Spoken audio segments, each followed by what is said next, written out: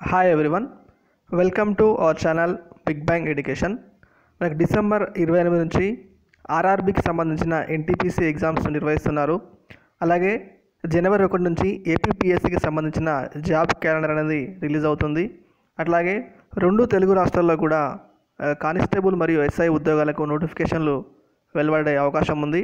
అట్లాగే టీఎస్పీఎస్సి మరియు ఏపీపీఎస్సి రెండింటికి సంబంధించిన ఎగ్జామ్స్కి ఉపయోగపడే విధంగా కరెంట్ అఫైర్స్ అనేవి 3 months బ్యాక్ నుంచి అందించాలని ఈ యూట్యూబ్ ఛానల్ నుంచి భావించి మీకు అందిస్తున్నాం. ఇంకా ఎవరైతే ఈ ఛానల్ని సబ్స్క్రైబ్ చేసుకోలేదో సబ్స్క్రైబ్ చేసుకోండి. ఈ వీడియోలో సెప్టెంబర్ కరెంట్ అఫైర్స్కి సంబంధించి ఆ సెప్టెంబర్ కరెంట్ అఫైర్స్లో ఉన్నటువంటి అన్ని అంశాల్లో కొన్ని ముఖ్యమైన వాటిని సేకరించి ఈ వీడియోలో మనం డిస్కస్ చేయడం జరుగుతుంది. దాంట్లో భారత మాజీ ప్రధాని ప్రణబ్ ముఖర్జీ గారు ఇటీవల ఎక్కడ మరణించారు? ఢిల్లీ. ఆన్సర్ ఢిల్లీ. ఇతను ఢిల్లీలోని మిలిటరీ హాస్పిటల్లో మరణించడం జరిగింది. అయితే భారత మాజీ ప్రధాని ప్రణబ్ ముఖర్జీ గారి గురించి మనం ఒక సింగిల్ లైన్లో చెప్పలేము. ఎందుకంటే అతను ఒక ఫేమస్ పర్సనాలిటీ, సుదీర్ఘ రాజకీయ నేపథ్యం కలిగిన వ్యక్తి. కాబట్టి అసలు ప్రణబ్ ముఖర్జీ గారు ఎక్కడ జన్మించారు, ఏ నియోజకవర్గం నుంచి పోటీ చేశారు, అట్లాగే అతనికి బెస్ట్ పార్లమెంటరీ అవార్డు ఎప్పుడు వచ్చింది, భారతరత్న అవార్డు ఎప్పుడు వచ్చింది, ఇట్లా చాలా అంశాలు అతనికి సంబంధించినవి ఉన్నాయి. కాబట్టి ఒక సపరేట్ వీడియో అనేది ప్రణబ్ ముఖర్జీ గారి గురించి చేయడం జరిగింది. మనకు వీడియో కింద డిస్క్రిప్షన్లో లింక్ అనేది ప్రొవైడ్ చేయడం జరుగుతుంది. మీరు ఆ లింక్ పైన క్లిక్ చేస్తే ప్రణబ్ ముఖర్జీ గారి గురించి సంబంధించిన కంప్లీట్ ఒక 5 minutes వీడియో అనేది ఉంటుంది. దాంట్లో ప్రణబ్ ముఖర్జీ గారి గురించి ఎలాంటి క్వశ్చన్ వచ్చినా చేసే విధంగా బిట్స్ అనేది రెడీ చేసి ఒక వీడియో చేసి ఉంది. ప్రణబ్ ముఖర్జీ గారి గురించి కంప్లీట్ వివరాలు కావాలంటే కింద డిస్క్రిప్షన్లో లింక్ పైన క్లిక్ చేసి అది తెలుసుకోవచ్చు. ఓకే, నెక్స్ట్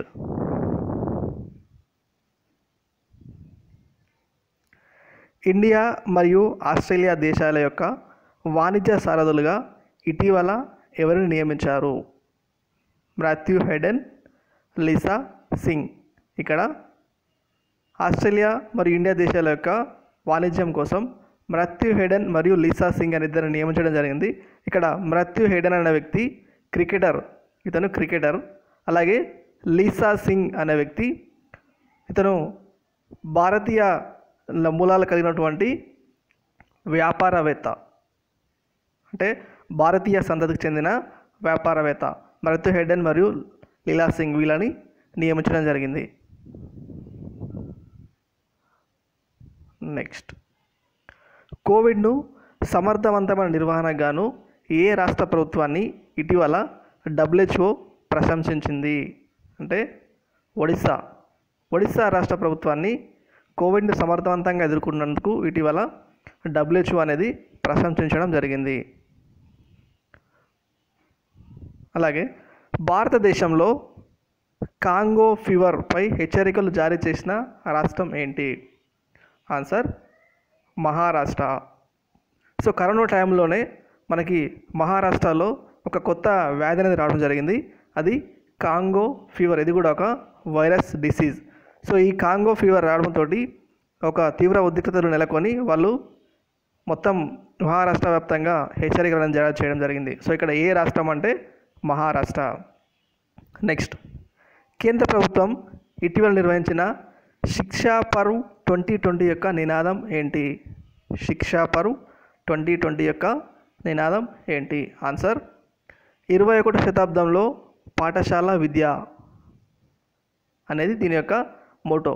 ఈ శిక్షా పర్వ్ 2020 అనేది దేశంలో ఉన్నటువంటి పాఠశాల విద్య, స్కూల్ ఎడ్యుకేషన్ మరియు టీచింగ్ యొక్క స్కిల్స్ అనేది పెంపొందించడం కోసం ఒక విర్చువల్ మోడ్లో ఆన్లైన్లో ఈ శిక్షా పర్వ్ 2020 అనే కార్యక్రమం నిర్వహించడం జరిగింది. దీని యొక్క థీమ్ ఏంటి అంటే 21వ శతాబ్దంలో పాఠశాల విద్య అనే థీమ్తో ఈ కార్యక్రమం అనేది నిర్వహించడం జరిగింది. అలాగే నెక్స్ట్, ఇటీవల వార్తలు నిలిచిన కుల్ హుదా కృషి ఎక్కడ కలదు? ఆన్సర్ మాల్దీవులు. ఈ కుల్ హుదా కృషి అనేది ఇది మాల్దీవులకు సంబంధించిన ఆర్థిక రాజధానికి సంబంధించిన ఒక ప్రదేశం. సో ఇక్కడ నుంచి ఈ కుల్ హుదా పుషి నుంచి ఒక వాణిజ్యం కోసం అంటే ఇక షిప్ అనేది మన చెన్నైలోని టుటికోరిన్కి ఇక్కడ చేరడం జరిగింది.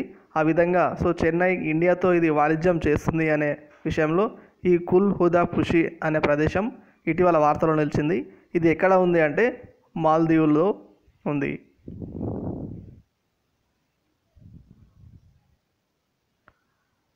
Next, decarbonisation and energy transition agenda మద్దతు కోసం ఇటీవల భారత్ ఏ దేశంతో ఒప్పందం కుదుర్చుకుంది?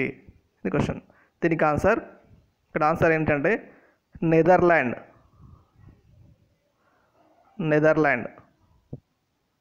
సో ఈ డీకార్బనైజేషన్ అండ్ ఎనర్జీ ట్రాన్సిషన్ అనే ఎజెండా దేనికోసం అంటే ఇది రిన్యూవబుల్ ఎనర్జీ, మన పునరుత్పాదన ఇంధనం ఉంటాం కదా, అట్లా రిన్యూవబుల్ ఎనర్జీ అనే కాన్సెప్ట్ కోసం సో కేంద్ర ప్రభుత్వం అనేది నెదర్లాండ్ ప్రభుత్వంతో ఈ డీకార్బనైజేషన్ అండ్ ఎనర్జీ ట్రాన్సిషన్ అనే ఎజెండా కోసం దీంతో ఒప్పందం చేసుకోవడం జరిగింది.